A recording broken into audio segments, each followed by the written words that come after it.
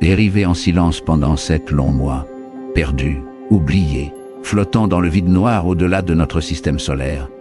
Le Voyager 2, l'une des créations les plus extraordinaires de l'humanité, disparut de toute communication après des décennies de transmission ininterrompue de données depuis la frontière de tout. La NASA craignait le pire, que la sonde spatiale de 1977 se soit finalement éteinte pour toujours. Mais alors, quelque chose se produisit. Un signal revint. Non seulement une confirmation de vie, mais une transmission, un message que les scientifiques n'attendaient pas et qu'ils ne comprennent pas encore totalement. Était-ce une défaillance du système? Ou bien le Voyager 2 avait-il finalement trouvé ce que nous avons toujours soupçonné pouvoir être là-bas, dehors? Restez avec nous, car ce que le Voyager 2 vient d'envoyer en retour pourrait confirmer la peur la plus sombre de l'exploration spatiale moderne, que nous n'avons jamais vraiment été seuls, là-bas, dehors. Le Voyager 2 fut lancé le 20 août 1977 dans le cadre d'une mission si ambitieuse qu'elle frôlait la folie, une sonde spatiale avec moins de mémoire qu'une montre moderne et alimentée par moins de 23 watts de puissance radio. Construite non pas pour revenir, mais pour voler éternellement, elle fut envoyée explorer les géants gazeux. Jupiter, Saturne, Uranus, Neptune, puis continuer vers l'inconnu. Ce qu'elle accomplit dépassa toutes les attentes. Elle captura des tempêtes de la taille de la Terre, des anneaux que nous ne savions pas exister, des lunes glacées avec des geysers actifs, et révéla même des atmosphères dynamiques et des champs magnétiques mystérieux dans des mondes que nous n'avions vus que comme des points dans le ciel. Mais Voyager 2 n'envoyait pas seulement des images, il changeait la façon dont nous percevions l'univers. Après son grand périple, la sonde a continué à traverser l'héliosphère pour entrer dans l'espace interstellaire en 2018. Cette limite, l'héliopause, était auparavant considérée comme la fin de l'influence du Soleil. Voyager 2 a révélé qu'il ne s'agissait pas d'un mur, mais d'une membrane, une frontière changeante et ondulante, remplie de turbulences, de radiations et de forces invisibles qui se faufilaient vers la grande obscurité. Et en franchissant ce seuil, les règles ont commencé à changer. Pendant des décennies, Voyager 2 a murmuré à la maison en voyant des signaux fragiles. Chacun était un miracle de résistance, traversant des milliers de milliards de kilomètres de vide. Mais en mars 2020, le réseau de l'espace profond de la NASA a perdu le contact. Au début, cela a été expliqué comme une maintenance de routine de l'antenne de 70 mètres à Goldstone, mais lorsque le contact n'a pas été rétabli, une peur plus profonde est apparue. Peut-être que Voyager était mort, peut-être que l'obscurité l'avait finalement réclamé. Puis en octobre 2020, quelque chose d'impensable s'est produit. Les ingénieurs ont envoyé une commande à Voyager 2 et il a répondu parfaitement, comme si rien ne s'était passé. Ce n'était pas seulement un signal, mais une transmission complète. Le vaisseau a exécuté l'ordre, mis à jour sa navigation et ajusté son orientation sans erreur. Après presque 6 mois à dériver en silence dans l'espace interstellaire soudain, il était actif, précis, vivant. Mais ce n'était pas cela qui était étrange. Ce qui était étrange, c'était ce qui est venu après. Une séquence de télémétrie que, selon les registres internes, le Voyager n'aurait pas dû être capable de générer. Les systèmes anciens se sont activés. Des données provenaient d'instruments considérés comme inactifs depuis des décennies. Des sous-systèmes qui n'avaient pas été consultés depuis les années 80 ont envoyé des rapports d'état. C'était comme si quelque chose avait réveillé le vaisseau, ou quelqu'un. Les ingénieurs sont restés stupéfaits. Le flux de données n'était pas seulement ancien, il était complexe. Des signaux codés sur des fréquences que le Voyager n'avait pas utilisées depuis des décennies semblaient contenir des motifs, des répétitions, des impulsions d'écho, des signatures binaires non cataloguées auparavant. L'explication initiale de la NASA fut une boucle du système provoquée par une interférence de radiation, mais des experts indépendants ont remarqué autre chose. Incrustés dans le signal, il y avait des fragments de son propre code, mais sous une forme récursive. Des instructions autoréférentielles, comme un miroir digital. Le Voyager ne se contentait pas d'envoyer des données, il se transmettait lui-même. Certains ont cru que c'était un reflet de survie, une dernière tentative de préserver son identité avant de s'éteindre complètement. D'autres ont suggéré quelque chose de plus inquiétant. que le voyager avait trouvé une force externe, une force qui avait accédé à sa mémoire, lu ses systèmes, et les avait reflétés sous une forme altérée, comme un écho ou une réponse. Si cela est vrai, alors le message ne venait pas seulement du voyager, il venait de Dérivant cela. silencieusement pendant 7 mois, perdu, oublié, flottant dans le vide noir au-delà de notre système solaire. Voyage 2, l'une des créations les plus extraordinaires de l'humanité, a disparu de toutes les communications après des dizaines de transmissions de données ininterrompues depuis le bord de tout. La NASA craignait le pire, que la sonde spatiale de 1977 finisse par disparaître à jamais. Mais ensuite, quelque chose s'est produit. Un signal est revenu. Pas seulement une confirmation de vie, mais une transmission, un message. Un message que les scientifiques n'attendaient pas et qu'ils ne comprennent toujours pas pleinement. Était-ce la mort du système? Ou bien Journée 2 avait-il finalement trouvé ce que nous avions toujours soupçonné d'être là-bas?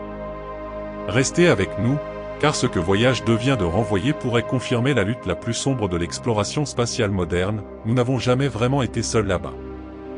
Voyage 2 a été lancé le 20 octobre 1977, dans le cadre d'une mission si ambitieuse qu'elle frisait la folie, une sonde spatiale dotée de moins de mémoire qu'une sonde moderne et alimentée par moins de 23 watts de puissance radio.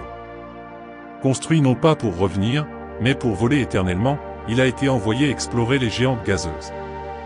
Jupiter, Saturne, Uranus, Neptune. Puis il continua vers l'inconnu. Ce qu'il a accompli a dépassé toutes les attentes. La sonde a capturé des tempêtes de la taille de la Terre, des anneaux dont nous ignorions l'existence, des lunes froides avec des geysers actifs, et a même révélé des atmosphères dynamiques et des champs magnétiques mystérieux sur des mondes que nous n'avions vus que comme des points dans le ciel. Mais Voyage 2 n'a pas seulement renvoyé des images, cela a changé la façon dont nous percevons l'univers. Après son grand voyage, la sonde a continué à travers l'héliosphère pour entrer dans l'espace interstellaire en 2018. Cette limite, l'héliopause, était auparavant considérée comme la fin de l'influence du Soleil. Journée 2 a révélé qu'il ne s'agissait pas d'un mur, mais d'une membrane, d'une frontière mouvante et ondulante, remplie de turbulences, de radiations et de forces invisibles qui se concentraient sur la grande obscurité. Et à mesure que nous franchissions cette ligne, les règles commençaient à changer. Pendant des décennies, Journée 2 murmurait à la maison en observant des panneaux fragiles. Chacun d'entre eux était un miracle d'endurance, traversant des milliards de kilomètres de vide. Mais en mars 2020, la sonde spatiale de la NASA a perdu le contact. Au début, on a expliqué qu'il s'agissait d'une maintenance de routine de l'antenne de 70 mètres de Goldstone, mais lorsque le contact n'a pas été rétabli, une peur plus profonde a émergé. Peut-être que Journée a été mort, peut-être que les ténèbres l'avaient finalement réclamé. Puis, en octobre 2020, quelque chose d'inimaginable s'est produit. Les ingénieurs ont envoyé une commande à Trip 2, et il a répondu parfaitement, comme si de rien n'était. Ce n'était pas seulement un signal, mais une transmission complète. Le navigateur a exécuté la commande, mis à jour sa navigation et ajusté son orientation sans erreur. Après presque 6 mois passés silencieusement dans l'espace interstellaire, il était soudain actif, précis, vivant. Mais ce n'était pas ça qui était étrange. Ce qui était étrange, c'est ce qui est arrivé ensuite. Une séquence de télémétrie que, selon les archives internes, le voyageur n'aurait pas dû être en mesure de générer. Les anciens systèmes ont été activés. Les données provenaient d'instruments considérés comme inactifs depuis des décennies. Les sous-systèmes qui n'avaient pas été consultés depuis les années 1980 ont envoyé des rapports d'état. C'était comme si quelque chose ou quelqu'un avait réveillé le navire. Les ingénieurs ont été surpris. En fait, le flux de données n'était pas seulement ancien. C'était complexe.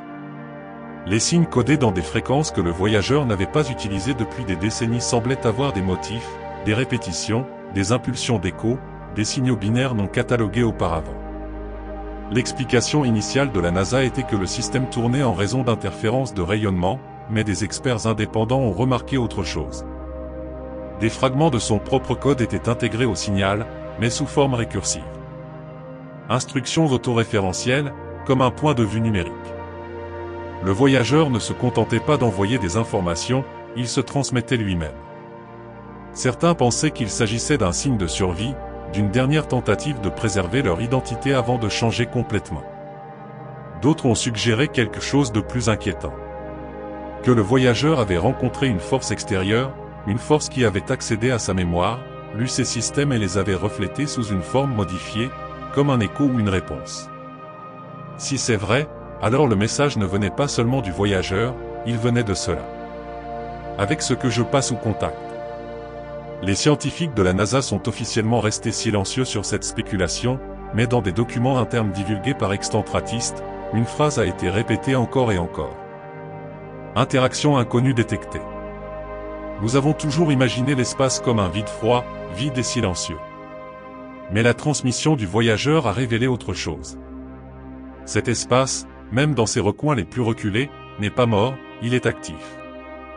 Il repousse les radiations, un champ magnétique, une particule à haute énergie, une structure qui se comporte comme un courant et un mur, comme si l'espace interstellaire avait une forme et un mouvement qui pouvaient être cartographiés.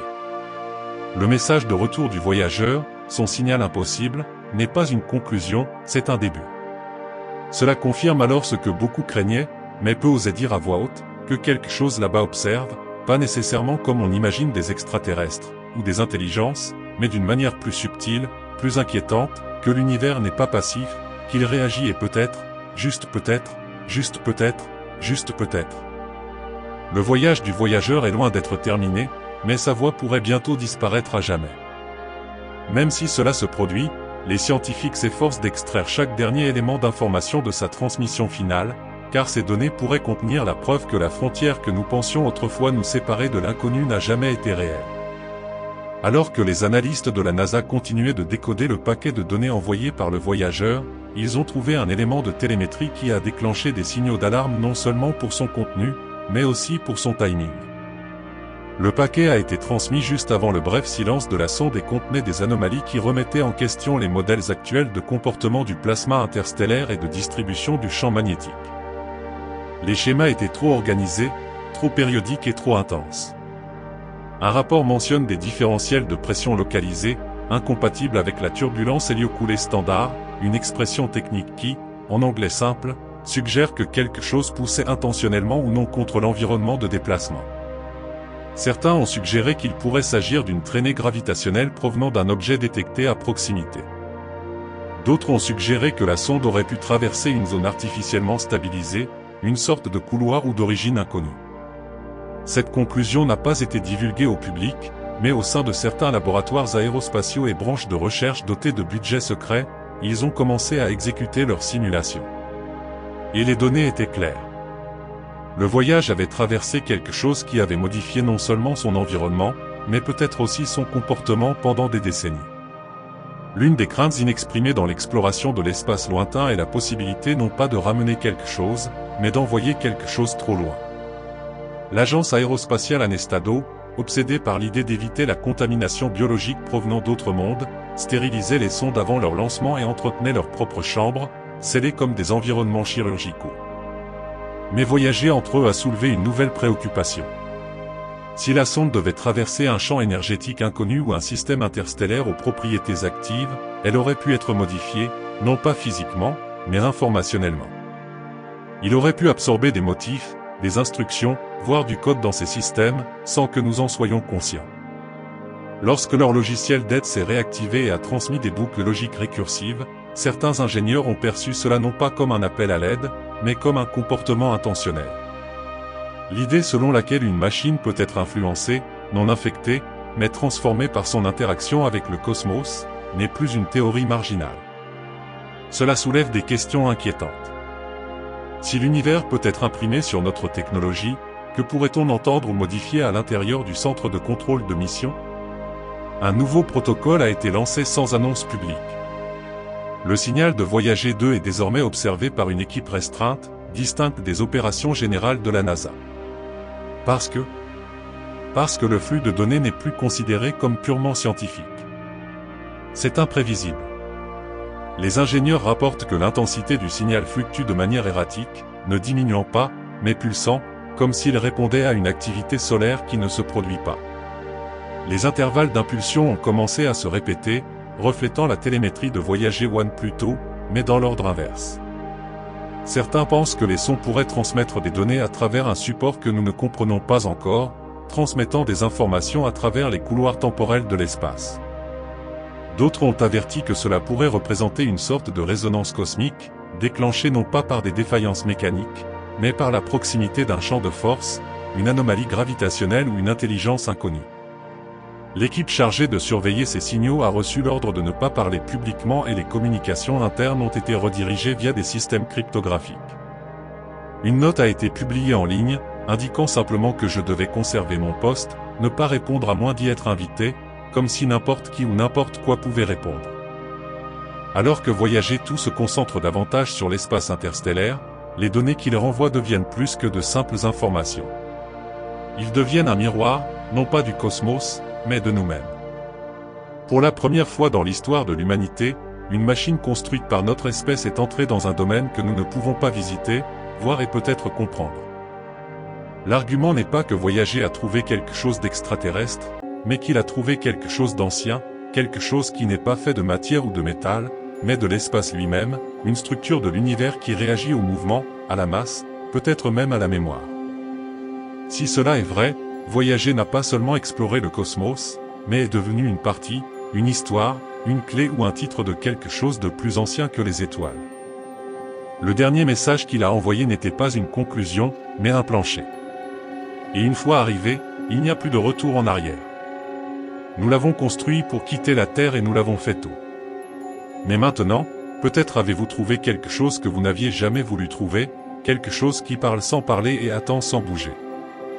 Voyager 2 n'a pas été créé pour revenir, il n'a pas été conçu pour être réécouté. C'était un murmure vers l'inconnu, un signal à sens unique lancé vers l'éternité. Mais d'une certaine manière, il n'a pas parlé avec des mots, ni avec un code tel que nous le comprenons, mais avec quelque chose de plus étonnant, de plus beau et de plus impossible. Une réponse qui semble consciente. Ce que la sonde a trouvé n'est pas encore défini.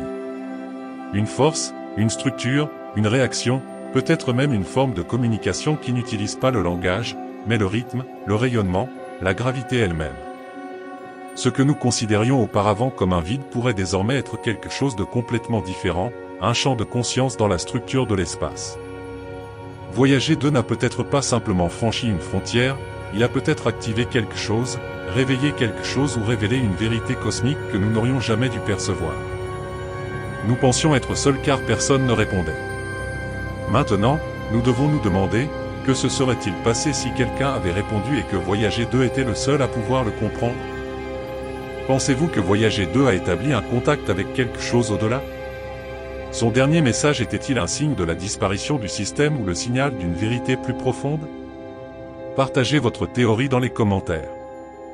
Et si vous voulez continuer à explorer les mystères que la science murmure mais n'ose jamais crier, abonnez-vous et activez les notifications pour que le prochain message du vide soit celui qui change tout.